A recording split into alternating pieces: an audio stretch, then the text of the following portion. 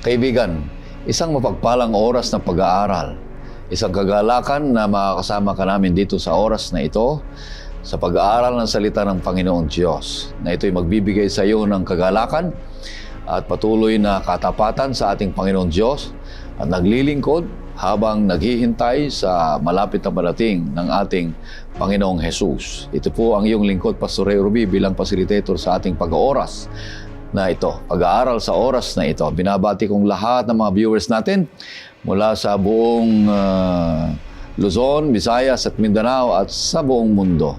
Pagpalain nawa kayo ng ating Panginoon Diyos. Ang mga hindi ko nabanggit na mga kapatiran, mga kaibigan na nanonood at naglalagay dyan sa comment section, ay pagpapalain kayo ng ating Panginoon Diyos. Patuloy kayong masisipag na nagsusulat dyan, mga kapatid, at inaisa-isa namin yan at binabasa dahil dito namin nakikita, nakikilala ang programang ito ay nalalaman namin kung saan nakakarating. Kaya patuloy kayong susubaybay at ganun din ang mga nakikinig sa AWR 360. Dalangin namin na kayo ay patuloy na palalakasin ng ating Panginoon Diyos na masigasig na naghihintay sa malapit ang pagdating ng ating Panginoong Jesus. Ito po ang patuloy na makakasama ninyo sa studio. Ang ating unang pastor na makakasama natin pa rin dito ay si Pastor Lito Cadaw. Siya po ang ating isa sa mga guro sa School of Theology sa Adventist University of the Philippines. Kumusta kayo, Pastor Lito? Mabuti naman, Pastor Ray. At sa atin po mga taga-subaybay, kagalakan po namin na muli kayong mapaglingkuran at tayo sama-samang matuto at lumalim ang ating pagkaunawa sa kanyang banal na salita. Kaya sa araw pong ito, kaya aming binabati at umaasa kami na ang pagkapala ng langit ay ating mararanasan sa ating pag-aaral. Maraming salamat. Ang pangalawang makakasama natin dito ay si Pastor Ray Salo. Siya po ang Behavioral Formation Officer ng Manila Adventist College at Executive Director ng Asia Association of Clinical Pastoral Education. Kumusta kayo, Pastor Salo? Mabuti naman, Pastor Ray Orbe, at ating pamusta mula sa Manila Adventist College at buhatan ng Asia Association for Clinical Pastoral Education. At aking binabati personal ang aking kabatch dyan sa district ng Libak, Sultan Kudarat. Marami tayong taga-subaybay doon, Pastor Ray at Pastor Lito.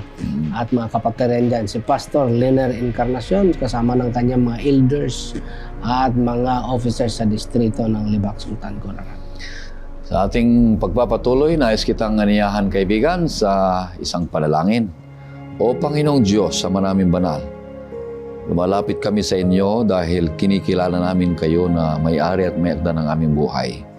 Nasa huling yugto na kami ng pag-aaral sa temang ito. Sa quarter na ito, Panginoon Diyos, ay nawa po napakarami naming natutunan at napakaligaya na patuloy niyo kaming iniingatan at iniibig. Ngayon, Panginoon, ay pagpapalain niyo ang bawat isa, lahat ng mga sumusubaybay at nakikinig. Nawa po ay patuloy silang masigasig, lumalalim ang kaalaman. Patawarin niyo kami, Panginoon Diyos, sa aming kasalanan. Ganon din po ang pagpapatawad namin sa mga nagkasala sa amin. Ito hiling namin sa pangalan ni Jesus. Amen. Ang isang huling pag-aaral sa temang ito na ang pamagat natin ay pag-ibig at katarungan ng Diyos, tunay na napatibay tayo, napaibayo at nagkaroon tayo ng mas malapit na ugnayan sa ating Panginoong Jesus. Sapagkat lumalawak at lumalalim ang ating kaalaman sa ating pag-aaral ng linggo-linggo hanggang sa ngayong linggo ay patapos na tayo. Sa mga ginintuang salita ng ating Panginoong Diyos ay patuloy na nagpapaibayo sa ating ugnayan sa ating Panginoong Diyos. Tumataas yung ating level ng buhay spiritual at lalo tayong maibigin sa kapwa, mag-ingat sa sarili at tapat sa pananampalataya na nakikipagkaibigan tayo sa mga kaibigan na mas maliwanag pa ayon sa pagmamahal ng ating Panginoong Diyos. Kaya ngayong linggong ito ay ang ating huling paksa na papag-aralan, pang-13 na paksa. Sa linggong ito ay may pamagat na ang pag-ibig, ang katuparan ng kautusan. At ang talatang sa uluhin matatagpuan sa Roma 13, versikulo 8. Ito pong sinasabi, huwag kayong magkautang ng anuman sa kanino man, kundi mag-ibigan sa isa't isa, sapagkat ang umiibig sa kanyang kapwa'y nakatupad ng kautusan. Napakaganda. Buuin natin ang ating leksyon at tatalakayan natin sa 3 punto.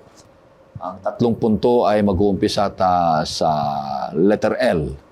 Ang unang L dito ay love links with the law. Puro L ito. Ang pangalawa ay love legitimates the law. Ang pangatlo ay love lives out the law. At ibigay natin kay Pastor Salo ang konting introduction. Tapos ang unang punto ay kanyang tatalakayan sa atin. Pastor Salo. Ikukunik po naman muna natin mga taga-subaybay ang ating lesson nung nakaraan sa ating lesson ngayon.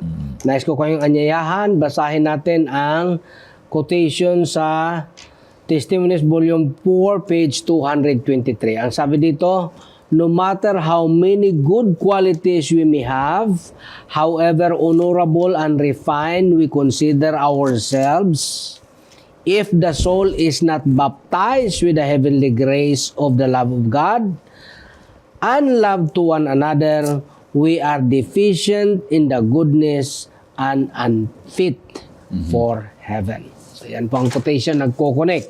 Ano ba ang connection nito? Number one connection, the ultimate necessity or our credential for God is, number 1, baptism of heavenly love. Second is baptism of heavenly grace. Na magkukunik sa ating lesson ngayon, love to God and love to others are both genuine.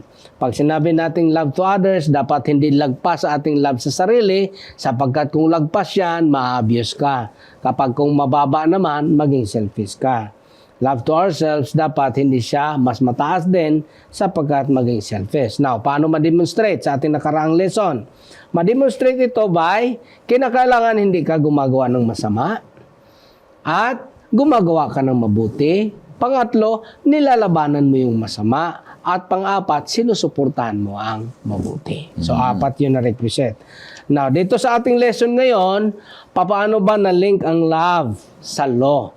Ang link po dito, mga kaibigan, unang-una, mga taga-subaybay, love is the only motivation for obedience. Any motivation to obey, if that is not love, that is deficient in the sight of God. So, kulang yon. Pangalawa, the meaning of love and the commandment. Kung may meaning man ang commandment, isa lang ang meaning niyan. Ano ang meaning niyan? Pag-ibig. Pangatlo, ito yung pinaka-core ng ating commandment, yung pag-ibig ng Diyos. Okay, so punta na tayo sa ating unang punto. Unang punto natin, love links the law. Paano ba naglilink ang pag-ibig sa law? Okay, titingnan natin. Isang teksto lang babasahin natin dito. Isang teksto lang dito iikot ang ating diskusyon sa unang punto. Matthew 22:37-40. At sinabi sa kanya, ibigin mo ang Panginoon mong Diyos ng buong puso mo at ng buong kaluluwa mo at ng buong pag-iisip mo. Ito ang dakila at unang utos. At ang pangalawa ay katulad nito, ibigin mo ang iyong kapwa na gaya ng iyong sarili. Sa 2 utos na ito, nakasalig ang buong kautusan at ang mga propeta. Okay. So, 2 punto dyan. Una, nagtanong kasi, diniscuss natin yan nakang linggo. Nagtanong kasi yung isang lawyer, pero gusto lang naman talaga niyang itrap yung ating Panginoon Jesus. Hindi talaga niya gustong matuto. So, ito yung klaseng tanong niya. So, ano ba ang pinakadakila sa lahat ng commandments? Sinagot naman siya ng ating Panginoon. Ang sabi niya, love your God above all else. May 3 requirements yan. With all your heart, with all your soul, with your mind. In-explain natin yan nung nakaraan. Pangalawa, love your neighbor as you love yourself. Yan yung tinatawag na explain natin nung nakarang linggo na conjunction comparison. Now, ano ibig sabihin nito? Number 1, mga taga-subaybay, law without love is not from God. Yan ha? Yan ang unang link. Kung may batas na walang pag-ibig, ay hindi yan sa Panginoon. Second, the ultimate meaning of the law is love.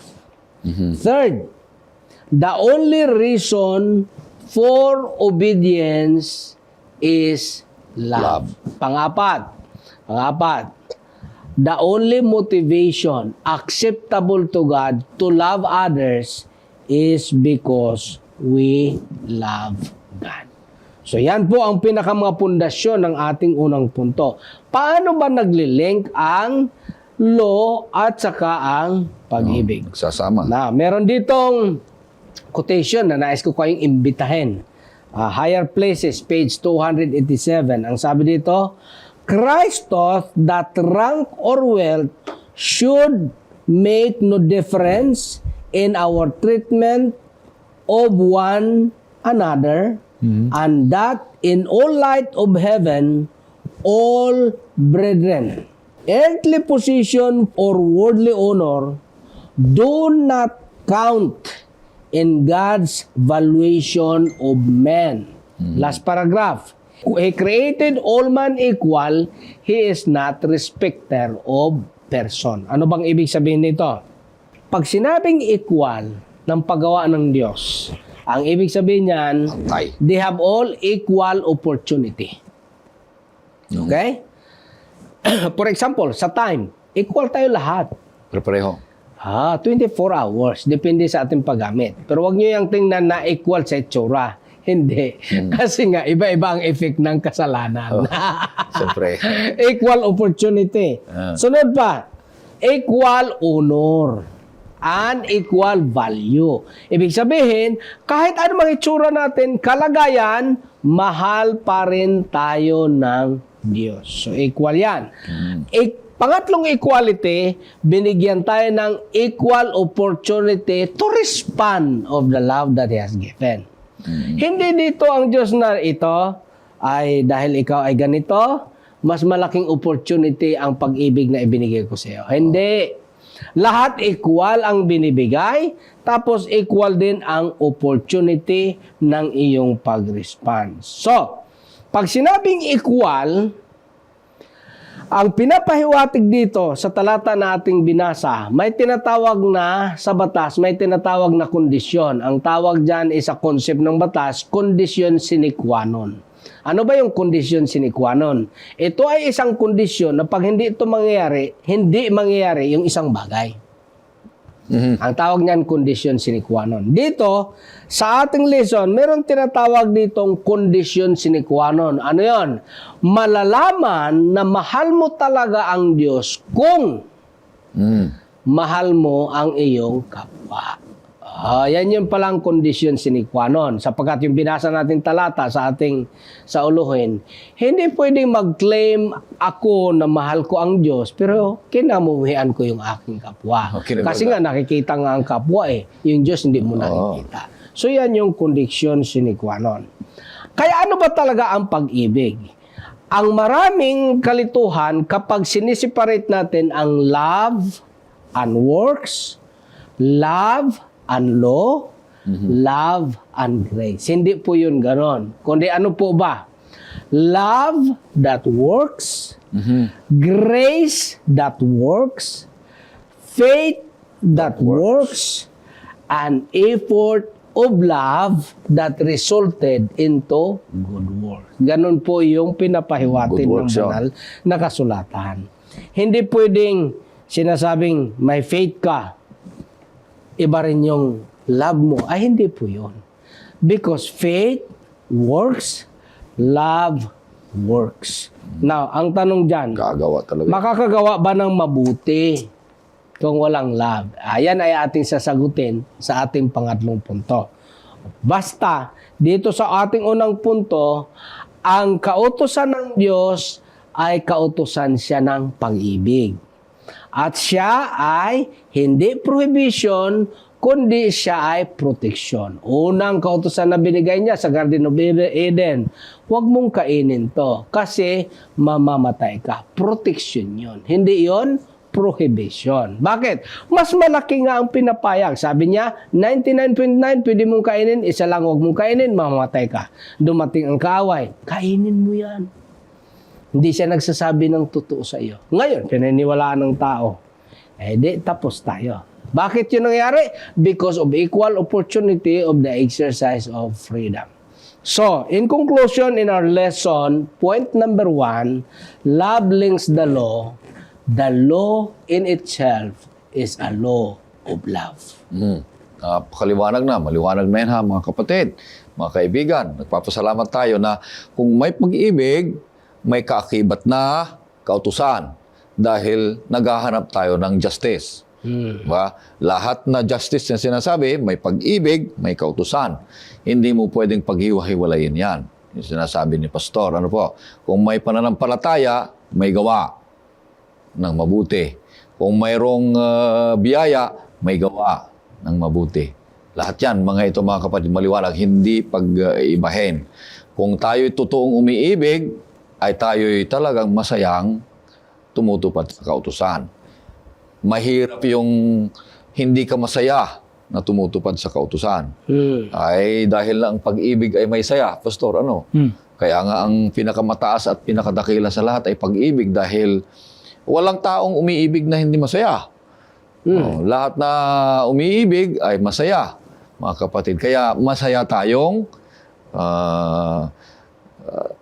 tumutupad sa utos dahil link yan. Magkasama yan. Parang isang kanyan barya yung tao at saka yung nandiyan ng tao at ibon Kaya maraming salamat. Magkasama yan Ayan. Ano, Pastor? Oo.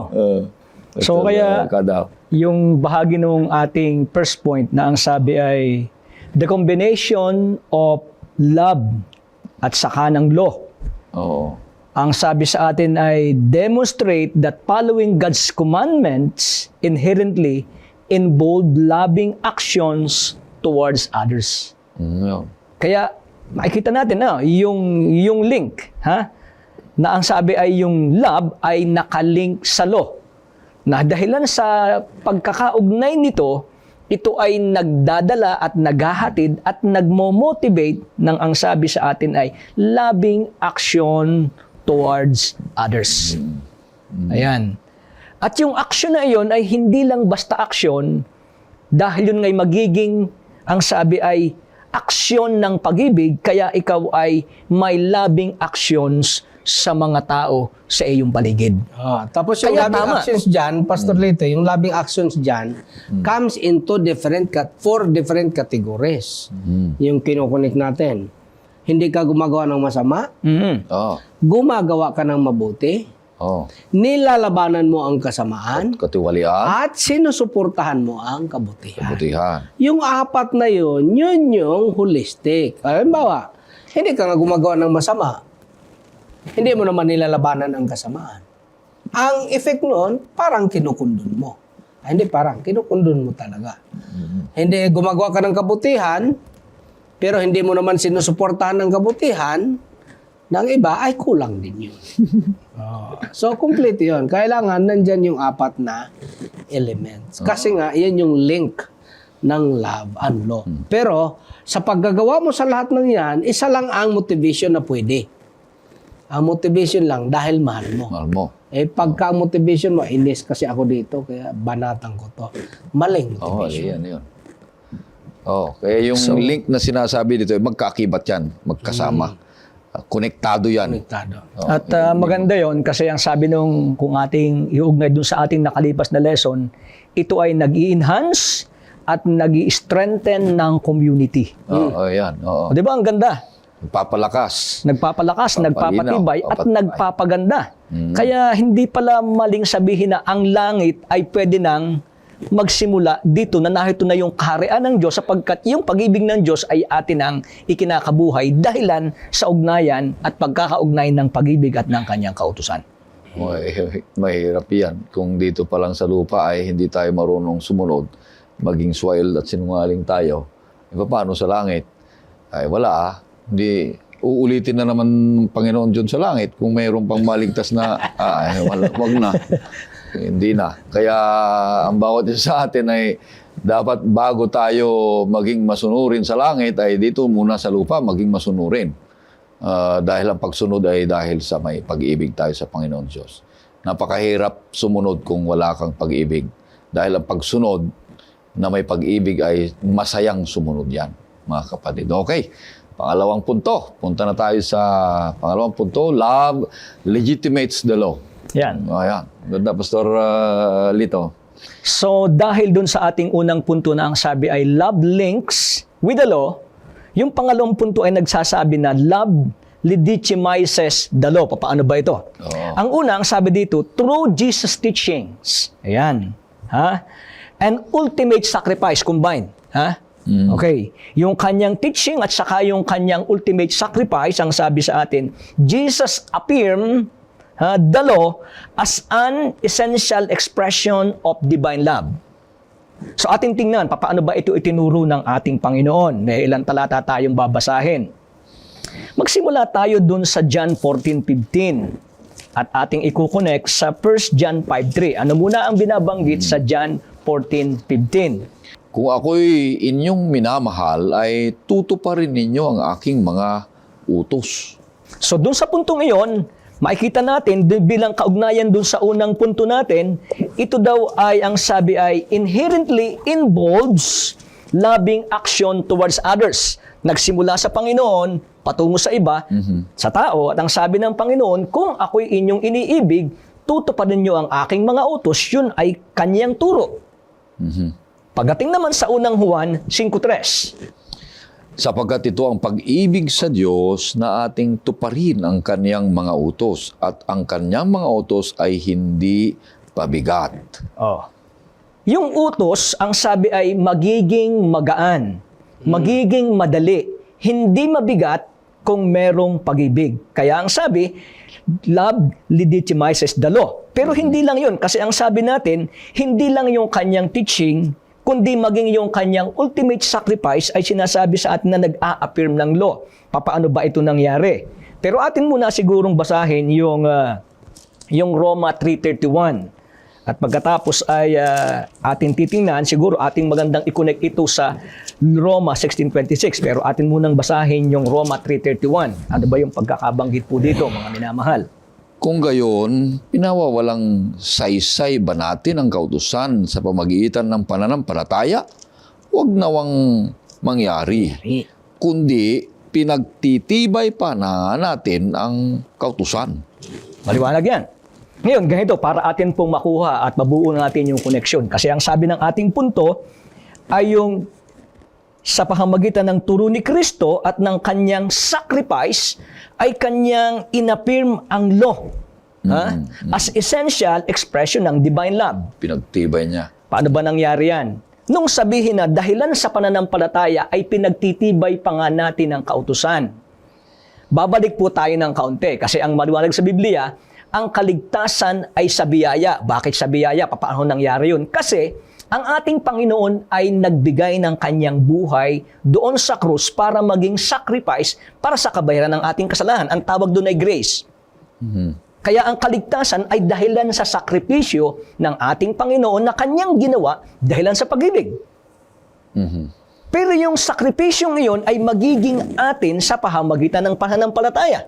Ngayong namatay ang ating Panginoon, tayo'y mananampalataya at ating tinanggap ang kanyang sakripisyo. Ang tanong, pinawawalang saysay ba natin ang kautusan sa binasa? Anong sabi, Pastor Ray? 7:12. Yung 7:12.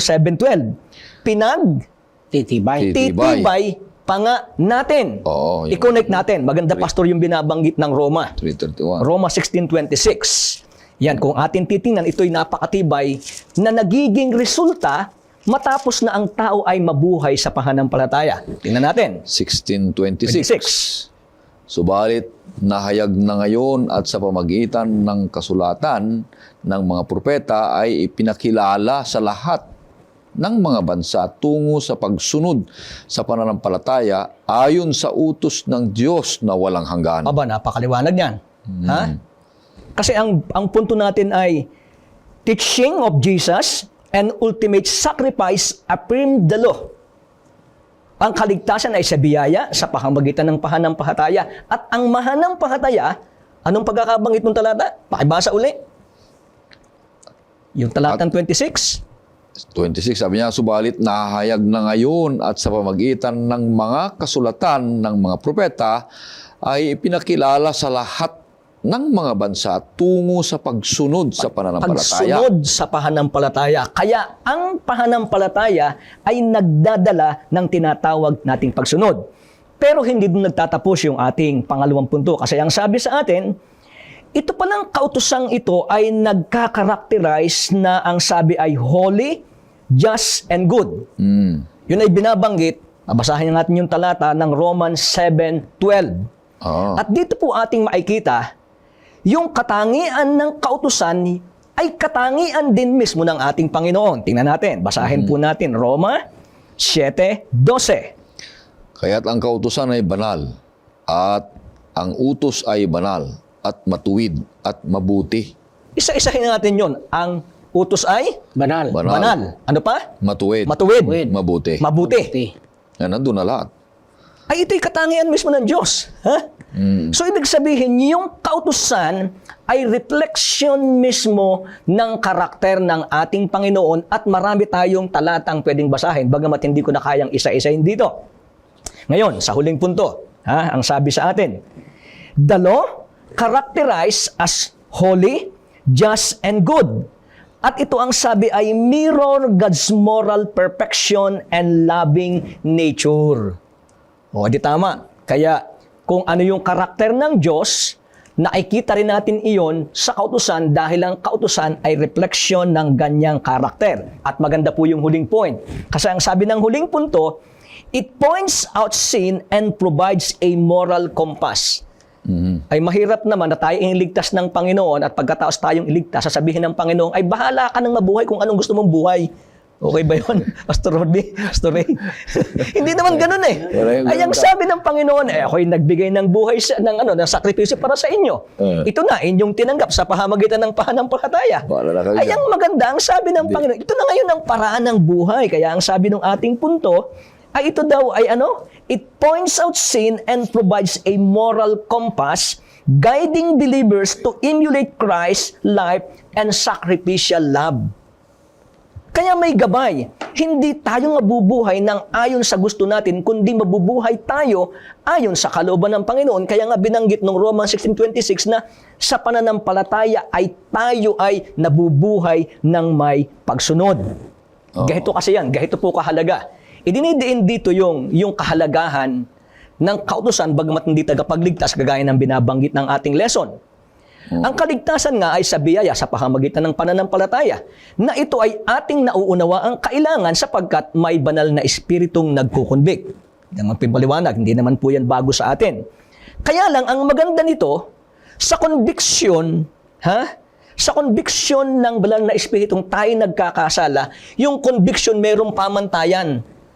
Mahirap naman yatang mag-convict nang wala kang pamantayan. Di ba, Pastor? Ang pamantayan ay sinasabing katulad ng salamin, yun yung kautusan.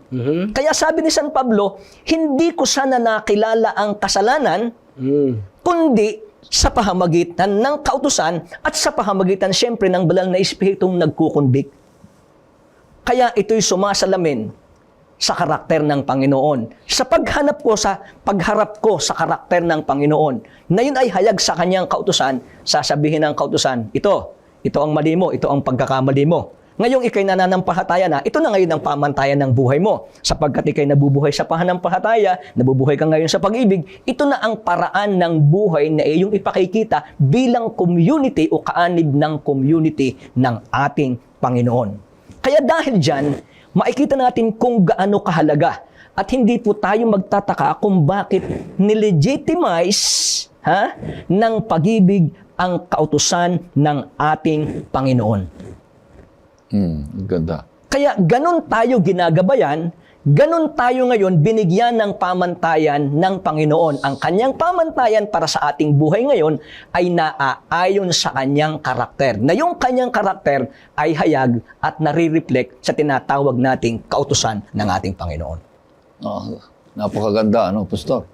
Legitimates. Ang Tagalog nito ng legitimates ay maging tunay, legal, makaturungan o lehitimo. O validate sa ibang term. Binabalidate. O yun. Kapag hindi kasi legitimate, picky yan. Peke. Pag peke, walang effect. Oh. So, Peke eh. so, ibig sabihin, kung yung pag-ibig mo ay hindi sumusunod sa kautusan, right and wrong, hindi sumusunod sa right, hindi tunay ang pag-ibig. At Na saka yung ipinapakita kautusan mo ay hindi ayon sa pag-ibig. Wala Fake rin. din yun na kautusan. Kaya nga link kanina, yung una, magkasama yun eh. So napakagandang paliwanag mga kapatid na totoong tunay na pinagpapakita tayo ng Panginoon Diyos ng pag-ibig niya. Sinunod niya ang kautusan. Nilelegalize niya ang kautusan dahil may pag-ibig yan, mga kapatid na nagkasama. Maraming salamat sa paliwanag. At ito'y patunay na totoo ang bawat isa sa atin. Nasa tamang landas ang bawat isa sa atin. Na kung ang bawat isa ay totoong umiibig, ay talagang sumusunod sa kautusan na may kasiyahan. Nakikita sa ating buhay yan, mga kapatid. Ano po? Kaya maliwanag din ay sa huling aklat ng Biblia, sa aklat ng Apocalypse ni San Juan ay kanyang binanggit na may katangian ang mga banal. At ang sabi, narito ang pagtitiyaga ng mga banal. Yun yung kanyang bayan. Ha?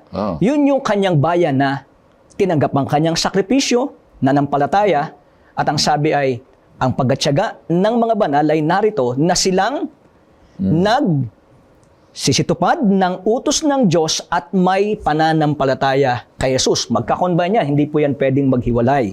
Sapagkat nga ang pag-ibig ay nilegitimize ang kautusan. So yung pag-ibig ng Panginoon na naging daan para siya ay magsakripisyo ng kanyang buhay para sa atin na ating tinanggap sa pamamagitan ng pananampalataya, hindi yan pwedeng magkahiwalay, laging magkakaugnay yan. Kaya sabi sa atin ng bayan ng Diyos sa huling panahon ay tumutupad ng kanyang utos. Napag-aralan natin yan, mga kapatid, na ang pag-ibig ay unang-una bago umibig ay may pananampalataya. Dahil yung pananampalataya niya, pagkatapos na naniwala siya sa isang tao, naniwala tayo sa Panginoon Diyos, doon nag-umpisa ang pag-ibig natin sa Kanya. Dahil sa pagkilala natin sa Panginoon Diyos, doon natin mahuhupo kaya lumalabas ang ating pag-ibig sa Kanya. Dahil naipakita na ng Panginoon Diyos ang pag-ibig niya sa bawat isa sa atin. Ano po? So, punta na tayo sa pangatlong punto, mga kaibigan. Love lives out the law. Anong ibig sabihin nito, Pastor Salo? Ibig sabihin ito na yung ultimate third point. Na kailangan yung love, link siya sa law. Pangalawa, dapat legitimate siya. Ano ba yung legitimate? Talagang may legal agreement kayo. May document. Legitimate yan. Tunay. Pagka hindi tunay, illegitimate. Now, ngayon, papaano ba naging legitimate? Ito yon. Love lives out of the law. Yun. Love lives out of the law. Roma 3:6. Ano ba ang sinasabi ng ating Panginoon sa Roma 3:6? Dito pinapakita ang pagpapahayag ng pag-ibig ng Diyos at may sinasabi siya rito na kailangan natin sundin. Roma 3:6. Ang pag-ibig ay hindi gumagawa ng masama sa kanyang kapwa. Okay. Ang pag-ibig ang siyang katuparan ng kautusan. Pag mahal mo yung iyong kapwa, hindi mo gagawa ng masama. Ngayon, pag di ka na gumagawa ng masama, natupad mo na yung utos. Halimbawa, ang kautusan, ang sinabi ng kautusan is, thou shall not commit adultery. Mahal mo eh. So, hindi ka ngangalo niya kasi mahal mo asawa mo. Oo. Hindi mo rin yun kakabitin yung isa kasi mahal mo rin yung kapwa mo, pasisira yung relasyon niya sa isa. Kaya nga, ang requisite dyan, hindi lang isa. 4 yung requisite dyan, binanggit na natin kanina. Ano yung requisite? Hindi ka gumagawa ng masama, gumagawa ka ng mabuti, nilalabanan mo yung masama, at sinusuportahan mo yung mabuti.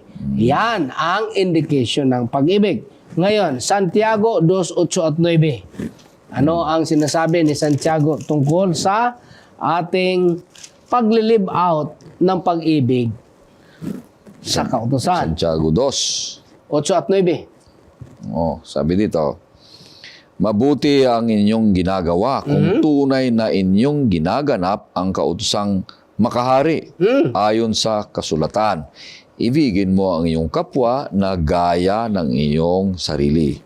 Subalit kung kayo'y nagpapakita ng pagtatangi, kayo ay nagkakasala at kayo'y inilalantad ng kautusan bilang mga lumalabag. Oy, kahit pala gumagawa ka ng mabuti, pero nagtatangi ka, ibig sabihin, ang tamang term dyan na common ay double standard.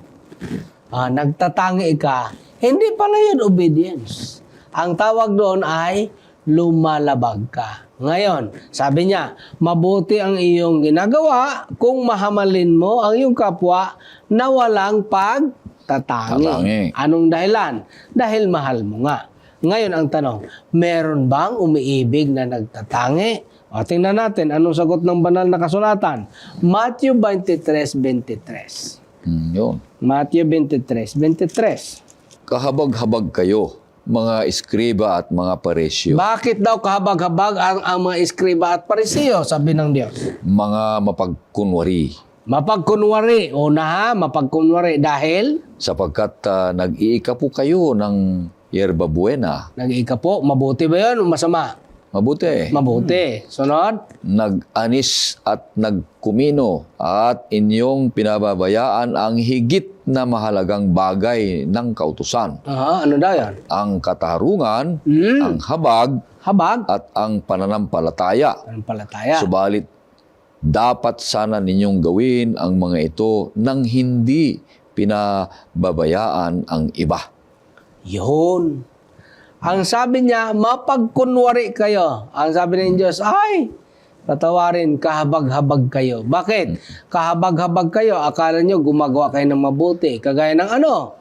Nag-ikakapo ka naman, mabuti naman ang iyong performance, pero pala hindi mo ini-execute ang katarungan.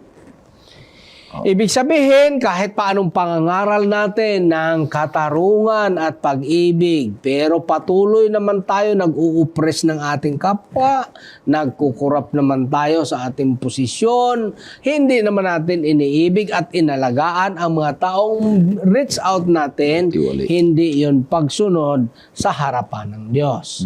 Ngayon, punta tayo sa 1 Corinto. 1 Corinto Kapitulo 13, mga talatang 4 hanggang 8. Gusto ko yung rendition ng New International Version dyan. Kasi merong 16 elements ang pag-ibig, Pastor. 13 16. 13, verse 4 to 8. Yan yung mga element ng pag-ibig. 16 yan. 16 yan. Sige na, basahin mo. ang pag-ibig ay matiisin Una. at magandang loob. Pag-ibig ay hindi mainggitin o mapagmalaki o hambog. Hindi magaspang ang kilos. Hindi nito ipinipilit ang sariling kagustuhan. Hindi mayayamutin. Hindi nagtatala ng mga pagkakamali. Hindi ito natutuwa sa masamang gawa, kundi natutuwa sa katotohanan. Pinapasan nito ang lahat ng bagay.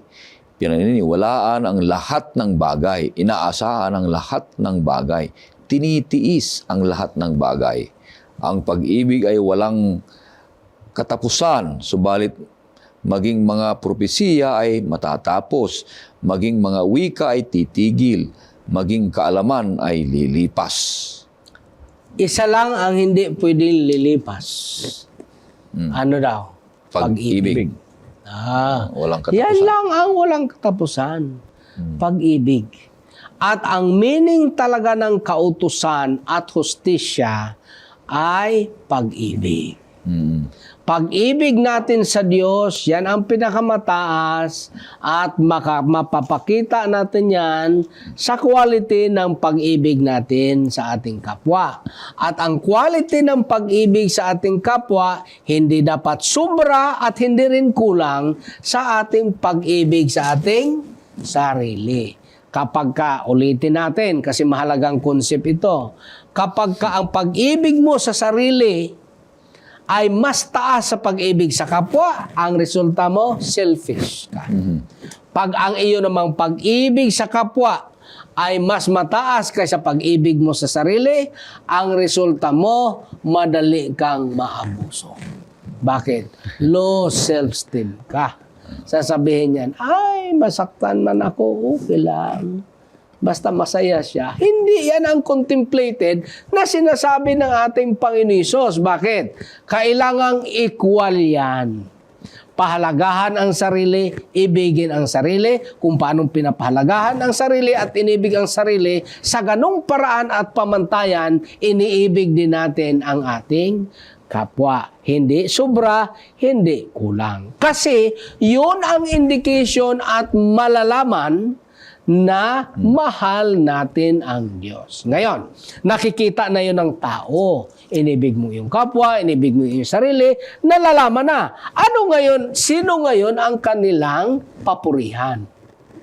Ang bait naman ni Pastor Orbe, ni Pastor Salo, ni Pastor Lito. Mali. Mali yun. Ang papurihan nila, ang ama na nasa Langit. nung sinabihan ko, ang bait mo naman, ang galing mo. Siyempre, ako pa. Ay, yun doon ka madadali. Bakit? Kinukuha mo ang merit na hindi para sa'yo. Ulitin ko ha, ang pag-ibig at grasya is not against effort. Talagang may effort dyan. It is what? It is against merit. Kaya, pag sinabing merit, yung inaangkin mo ba? Nasasabihin mong sayong gawa yan. Hindi nga yan sa'yo eh. Nga bakit? Gawa nga yan ng Holy Spirit sa'yo. Kaya nga ang tawag dyan, fruit of the Holy Spirit, na siya ang nagbubunga sa ating mga pag-uugali. Kapag ang isang tao ay inaangkin niya ang merit, ay yun yung mga Pariseo at Iskriba. Ano ang tawag ng Diyos doon? Mateo 23:23. Kahabag-habag. Kahabag-habag. Kahabag-habag. Kaya huwag sana tayong maging kahabag-habag. Huwag sana tayong maging kahabag-habag na inaangkin natin ang merit. I-credit natin sa tama. Sino daw ang tamang bigyan ng credit? Ang amang nasa langit. Maganda. Ang pangatlong punto dito ay maliwanag na ang pag-ibig ay isinasa kabuhayan niya ang kautusan. Kaya maliwanag yan mga kapatid na makikita sa ating buhay ang prinsipyo ng kautusan.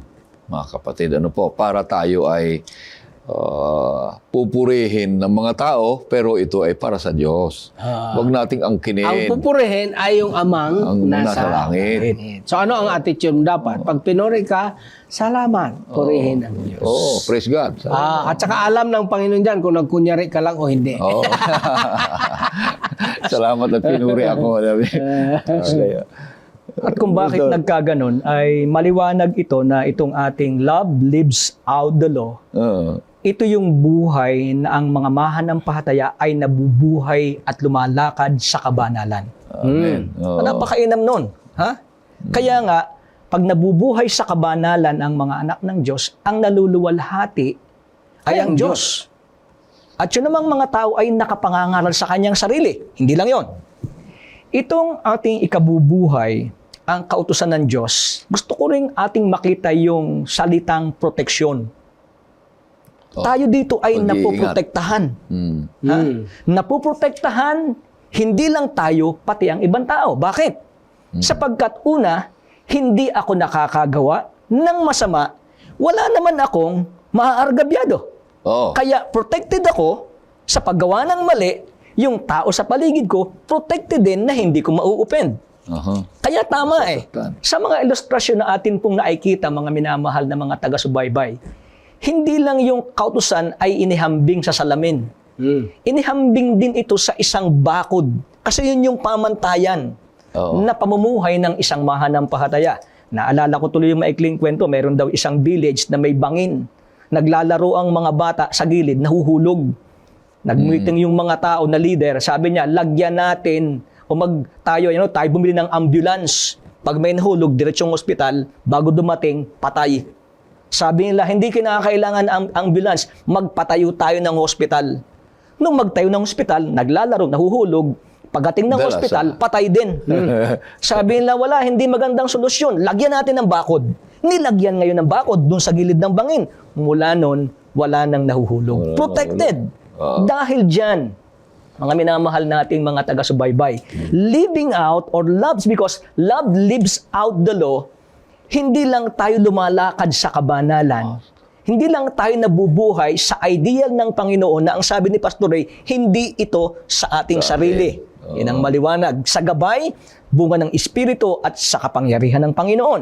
Sa pamamagitan nito, tayo'y napoprotektahan. Hindi ako nakakagawa ng mali, nagagawa ko ang kalooban ng Diyos, hindi ko rin nauupen ng aking kapwa-tao at ang pag-ibig ay hayag sa ating mga buhay. Tapos titingnan natin yan into the reality and practicality. Kasi Pastor Ray at Pastor Lito, ano ba ang reality talaga? May tunggalian nga eh. So ang reality dyan, meron talaga dyang oppression, meron niyang abuse, meron corruption.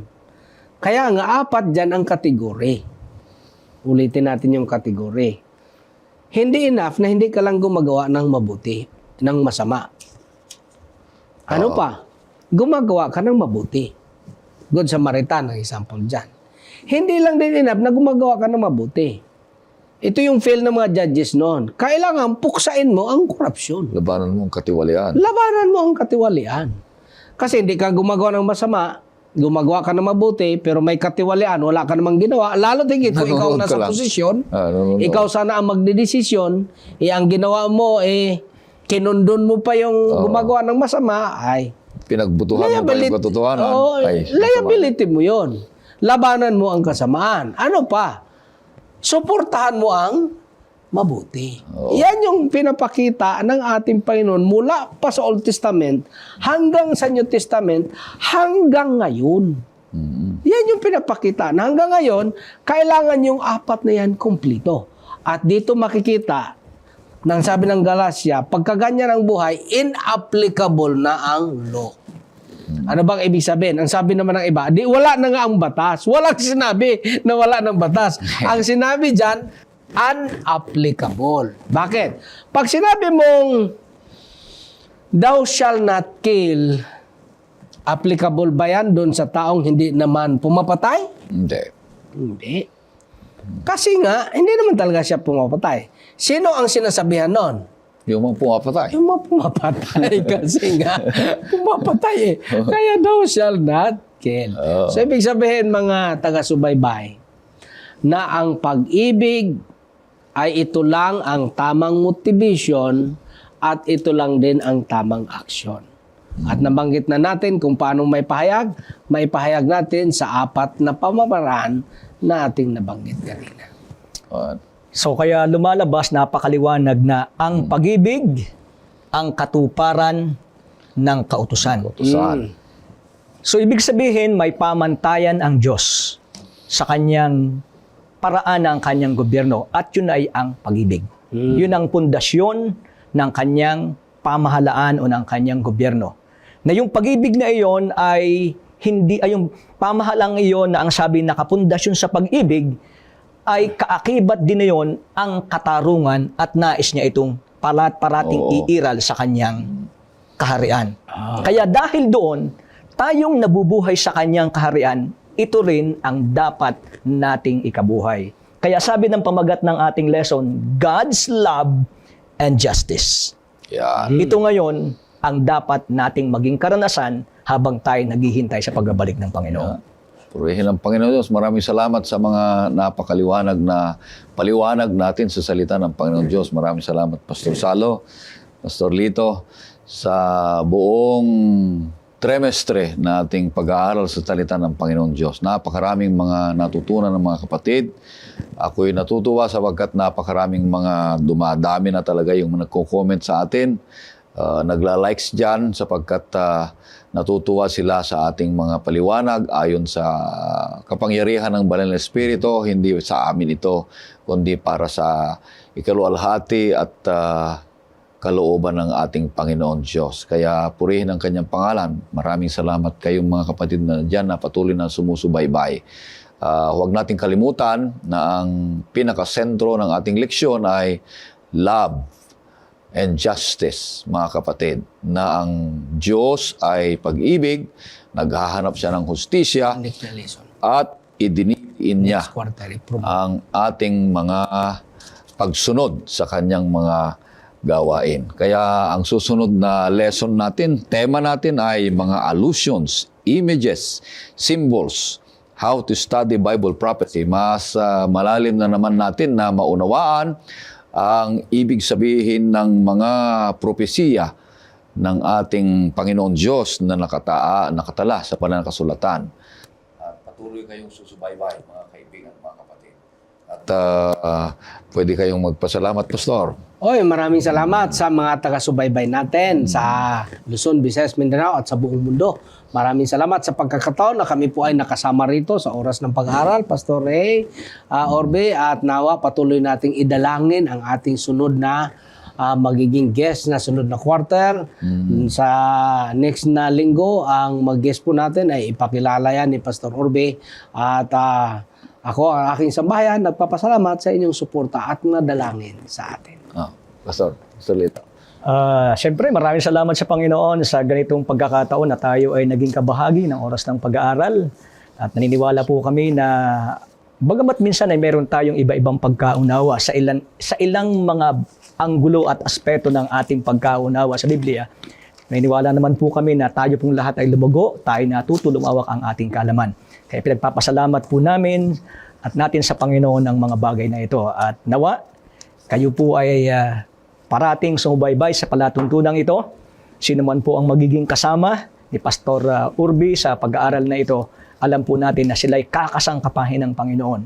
At kayo naman, na saan man kayo naroroon sa balat ng lupa, na nakasubaybay sa sharing ito ng ating first quarter ng ating lesson, naniniwala po kami na bagamat hindi namin kayo kilala, pero alam namin na ang inyong ginawang pagsubaybay ay nakatala sa talaan ng langit. At kung tayo magkita-kita saan mang lugar, kagaya po ng akin o aming regular na karanasan, huwag po kayong mag-aatubiling bumati na sabihin yung pastor, kayo po ay aming nakita, kami po ay nakinabang, at syempre ang luwalhati ay atin pong bibigay sa Panginoon na kayo'y natuto at tayo natuto sa kanyang salita. At dagdag pa dyan, Pastor Orbe, sakali mang ang ating pag-aral dito ay may mga pagkukulang at pagkakamali o masakit na nabanggit, nawa ang kapatawaran ng langit ay atin ding ibigay. At sa amin ay patawarin niyo po kami kung sakali mang may mga nasagasaan, kung sakali kasi tao naman tayo. At May nasagasaan kamalian at ating ipas sa Diyos at manalangin po tayo. At isang paalala pa ay sa ating pong pag-aral, huwag na po kayong manubok at manukat ng mga naglilid ng pagrirepaso ng ating lesson. Tulungan po natin sila. Yun ang tamang attitude. Na pag meron kayong nakitang parang kakaiba yun sa aking pananaw, baliktad, mali yata, ay hindi po natin ipapahiya, hindi po natin susukatit, sabihin na ganito yan, kundi tayo pong lahat, ang tamang attitude ng paglago ay mapagpakumbaba tayo sa kanya salita.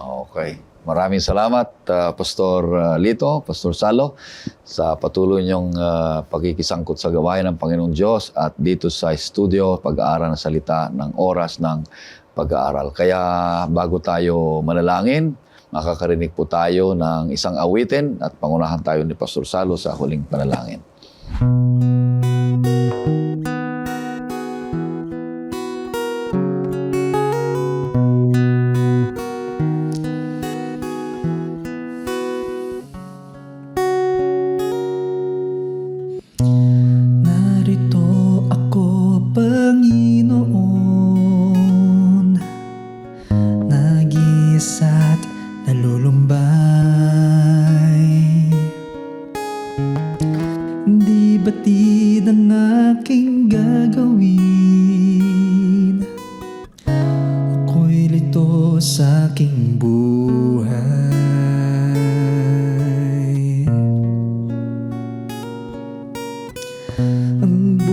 Ay hindi ko alam, di rin alam ang gagawin ngayon.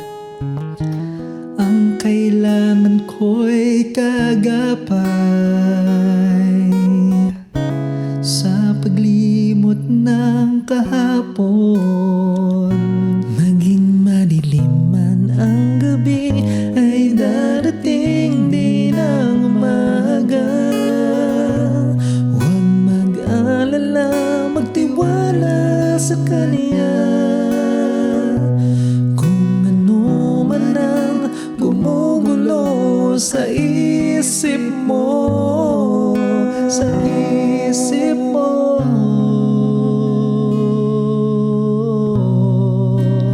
ang Diyos lang ang tanging sandigan mo.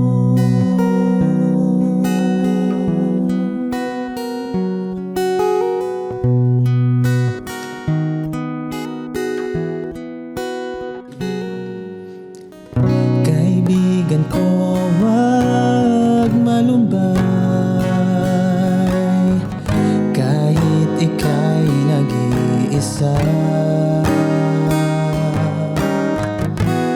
Ano man ang iyong nakaraan,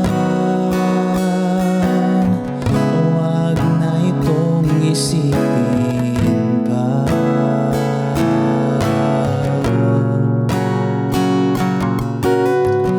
Ang bukas ay di mo alam, ngunit di ka dapat mangamba. Di ka niya pababayaan, ialay ang lahat sa Kanya. Maging madilim man ang gabi, ay darating din ang umaga. Huwag mag-alala, magtiwala sa Kanya. Kung ano man ang gumugulo sa isip mo, sa isip mo,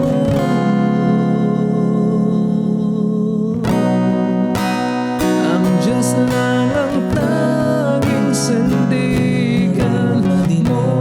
Ang gabi ay darating din ang umaga. Huwag mag-alala, magtiwala sa Kanya.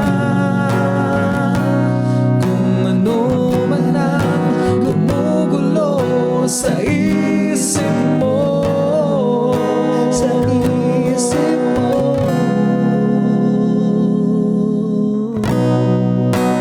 ang Diyos lang ang tanging, ang Diyos lang ang tanging, ang Diyos lang ang tanging sandigan mo.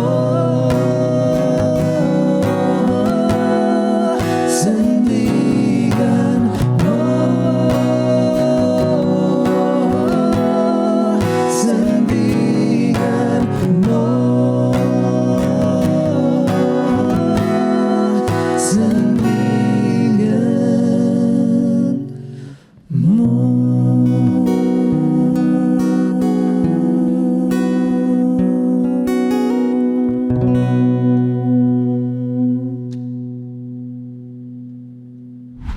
Pastor?